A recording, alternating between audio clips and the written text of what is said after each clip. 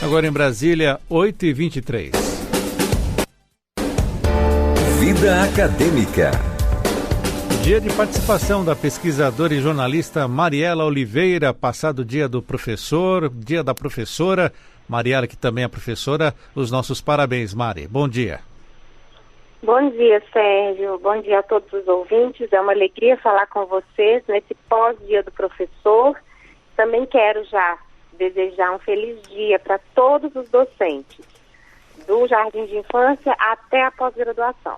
Parabéns para todo mundo. É isso aí, Mari. Inclusive, antes de falarmos sobre o cronograma de pesquisa, que é a pauta de hoje, tivemos algumas movimentações, principalmente do Ministério da Educação, CAPES, CNPq. Esses órgãos estiveram reunidos também na Câmara dos Deputados para uma audiência pública para falar sobre o ensino. E surgem rumores sobre uma fusão CNPq-CAPES, Mari? Sim, existem esses rumores desde a semana passada, Sérgio, como você mesmo disse, né? O presidente da CAPES confirmou que o atual governo pretende fundir a CAPES e o CNPq. Mas diversas entidades de educação e de ciência e tecnologia são contra, inclusive o próprio ministro de Ciência e Tecnologia, Marcos Pontes, já deu uma declaração se dizendo contrário a essa fusão. E a gente também entende que fundir dois órgãos que não têm as mesmas funções, né, que têm algumas especificidades, seria um equívoco desse governo. Quais são as diferenças entre CAPES e CNPq, Mari? Olha, Sérgio, a CAPES e o CNPq, eles não estão sob a mesma alçada administrativa. A CAPES, ela faz parte do Ministério da Educação. O CNPq é administrado pelo Ministério da Ciência, Tecnologia, Inovações e Comunicações. Caso haja essa fusão, então o governo vai ter que definir qual ministério vai ficar com esse novo órgão, né, a ser criado, digamos assim. E ambas instituições, elas concedem bolsas para pesquisadores. Só que a CAPES, ela tem uma função um pouco mais ampla relacionada na área de educação, porque ela forma recursos humanos, mas também é responsável pelo Sistema Nacional de Pós-Graduação, responsável pelas avaliações dos cursos de mestrado, dos cursos de doutorado. Toda a parte de intercâmbio dos professores universitários também é competência da CAPES. E já tem mais de 10 anos que a CAPES tem como uma das suas competências investir na formação dos professores da educação básica. Já o CNPq, ele é mais direcionado para pesquisa científica e tecnológica. Então, ele vai investir mais, né, os recursos, a energia, digamos assim, do CNPq, é mais voltada para formar pesquisadores que vão contribuir para o progresso, para a inovação no país. Então, essas seriam as diferenças básicas entre a CAPES e o CNPq. E a gente entende que fundir as duas haveria um prejuízo. É importante lembrar que esse tipo de rumor já existiu em governos passados. Na época do governo Dilma, já houve esse rumor e, à época, o ministro da Ciência e Tecnologia, o Aldo Rebelo, tinha se manifestado contrário a essa medida, da mesma forma que o Marcos Pontes também se manifestou contrário. Então, na verdade, são muitas especulações. As entidades de ciência e tecnologia, uma série delas já, inclusive, encaminhou ao governo federal uma moção com assinaturas de, se eu não estou enganada, 13 diferentes instituições contrárias a essa fusão. E agora é aguardar. Não adianta a gente ficar especulando demais, né? Só tem que ficar atento.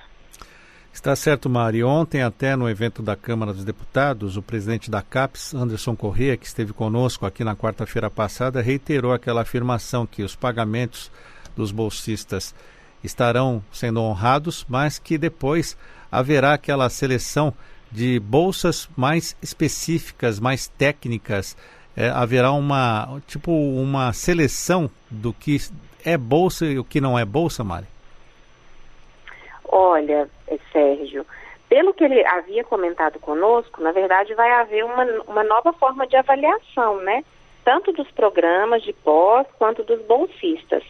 Então, mas assim, sempre penso que até que se concretizem as ações, é importante a gente deixar claro que para se avaliar, né, qual é a qualidade de um programa, a qualidade de uma bolsa, né? Não existe aquela pesquisa que é ruim, a pesquisa que é menos importante, são áreas diferentes, né? Mas parece que esse atual governo, ele tem um foco prioritário nas áreas de exatas, na área de ciências médicas, tecnológicas, enfim. Mas até agora nada, pelo menos que eu saiba, né, de concreto no sentido, para além do que a gente já sabe desses cortes Sim. que foram recentemente realizados. Então vamos lá, Mari, vamos à nossa pauta de hoje, que é o cronograma de pesquisa. O que é um cronograma de pesquisa, Mari? Sérgio, um cronograma de pesquisa é uma etapa muito importante para todo mundo que está na pós-graduação ou para quem quer entrar na pós-graduação.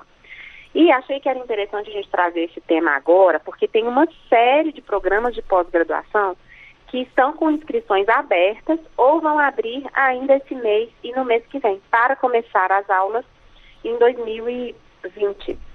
Então, todas as pessoas que têm interesse em fazer uma pós-graduação ano que vem, primeiro precisam ficar atentas, porque os editais ou já estão na rua agora ou saem nos próximos dias, para seleções que começam no ano que vem. E no cronograma de pesquisa, a gente vai prever diferentes etapas da execução da investigação científica em períodos de tempo que sejam bem verdadeiros, factíveis e de acordo com a realidade daquele pesquisador. Num cronograma, é possível que a gente verifique se o pesquisador, conforme ele coloca os dados no seu cronograma, a gente consegue inclusive verificar a maturidade daquele pesquisador.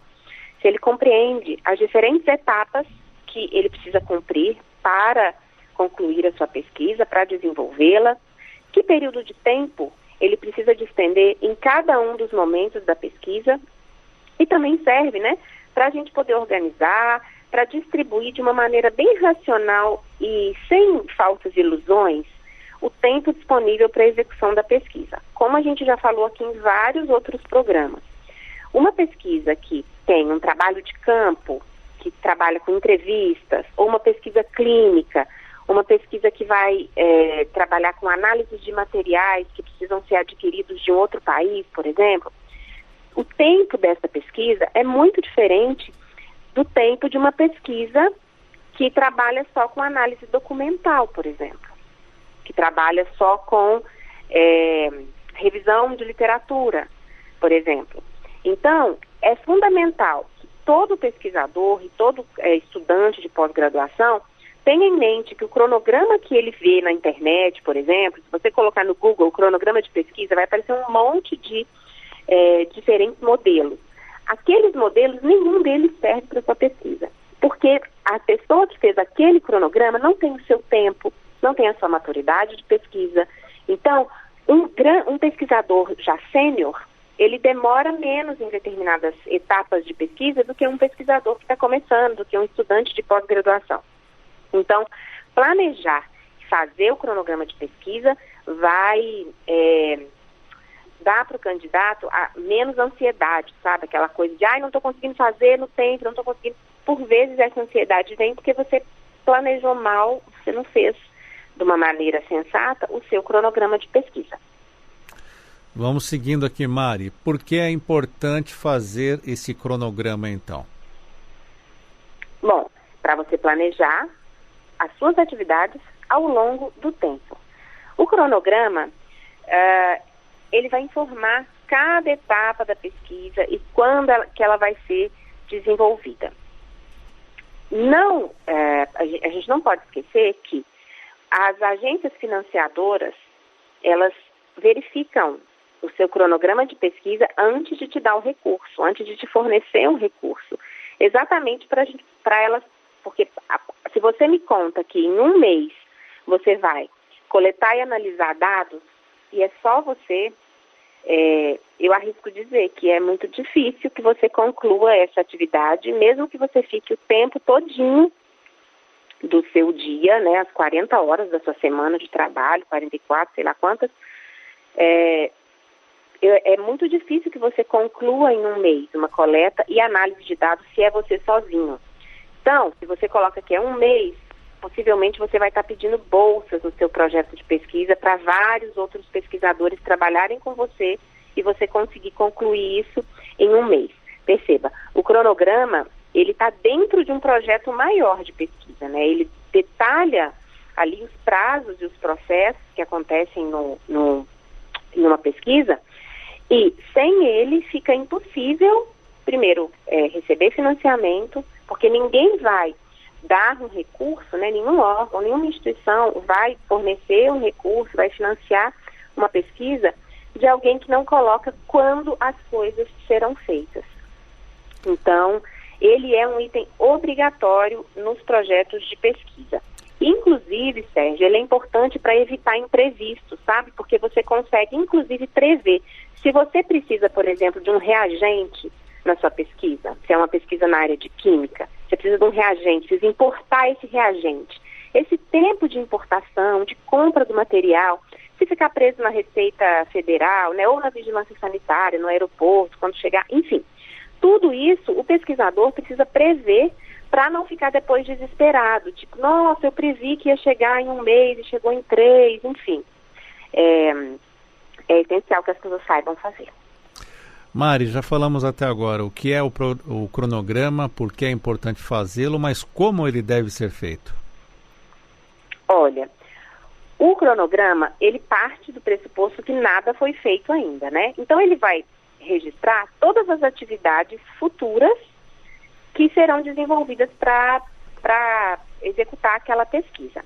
Então ele tem que prever, quem está nos ouvindo pode fazer uma tabelinha com uma primeira coluna que tem todas as atividades e as demais colunas, onde lá na primeira linha dessa tabela ele vai colocar mês 1, mês 2, mês 3, mês 4, mês 5, começando a contar o mês 1 a partir da aprovação daquele projeto, seja no comitê de ética, seja na instituição financiadora, enfim. E aí, então, nessa primeira coluna onde se coloca todas as atividades, ele tem que prever uma etapa de pesquisa bibliográfica, uma etapa de submissão ao comitê de ética em pesquisa, que é um tema que eu quero trazer aqui para a nossa coluna, porque é bem importante e nem todo mundo sabe como fazê-lo. Quem trabalha com pesquisas envolvendo seres humanos, pesquisas na área da saúde, tem que ter uma submissão ao comitê de ética em pesquisa e, por vezes, isso demora muito. O meu doutorado, por exemplo, para você ter uma ideia, Sérgio, demorou 6 meses para o comitê de ética liberar a minha pesquisa. E eu ia fazer só entrevistas com jornalistas, para você ter uma ideia. Então, vai ter lá, né, a pesquisa bibliográfica, comitê de ética, tem que prever o tempo de coleta de dados, tem que prever o tempo de análise desses dados coletados. É importante prever também o tempo de escrita da tese, ou da dissertação, ou da monografia, né? Escrita do artigo, o tempo que você vai escrever aquilo, vai submeter para artigos científicos. Você pode colocar no cronograma também submissão a congressos, né? Participação em eventos científicos, em atividades de grupos de pesquisa, horas de estudo você pode colocar no seu cronograma, enfim. Nessa primeira coluna, então, vão todas as possíveis atividades que você precisa fazer para executar a sua pesquisa. É simples de fazer, só tem que fazer com maturidade para não achar que dá para fazer uma pesquisa que leva 3 meses em uma semana. Mari, já estamos com o tempo um pouco apertado. Qual a conclusão que você pode falar sobre o cronograma de pesquisa? Que muita gente acha que cronograma existe para não ser cumprido. Não é verdade. O importante é as pessoas pensarem que se você faz um cronograma, faça-o de maneira realista e sim, você vai conseguir cumprir a sua pesquisa no tempo que te foi empenhado.